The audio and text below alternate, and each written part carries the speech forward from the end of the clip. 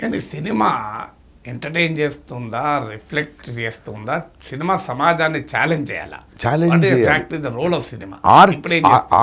Art for art sake అనేది నేను నమ్మను.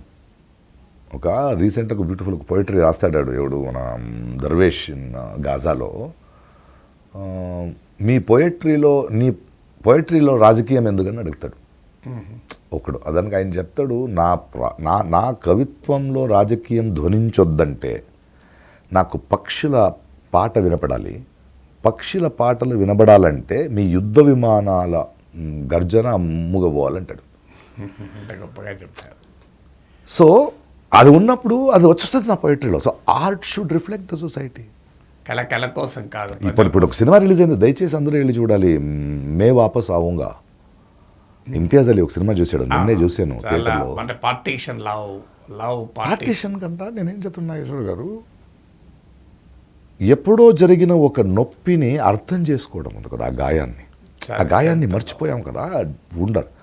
దాని మూలంగా what happened in the partition దాన్ని మాట్లాడుతూ, ఇవాళది మాట్లాడుతూ, ప్రపంచంలో జరుగుతున్న అదే నొప్పి, చరిత్ర నుంచి మనం పాఠం నేర్చుకోలేదా అని ప్రశ్న అడుగుతుంది ఆ సినిమా.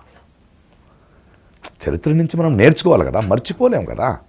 ఇప్పుడు కోవిడ్ చూడండి, కోవిడ్ వచ్చినప్పుడు ఎలా ఉన్నా మర్చిపోయారు, ఇమ్మీడియట్గా పెట్టేసి మళ్ళీ నార్మల్ లైఫ్ అయిపోయింది. సో అలాంటి సినిమాలో is very disturbing.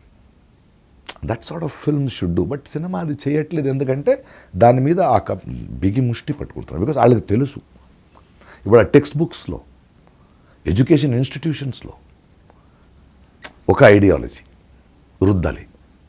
So that is what, egg తీసేయండి, వెజిటేరియనిజం తీసుకోరండి, సాఫ్రనైజ్ చేసిన. కర్ణాటకలో అయితే లాస్ట్ బీజేపీ గవర్నమెంట్ ఉన్నప్పుడు all classrooms of government schools should have saffron paint on the walls.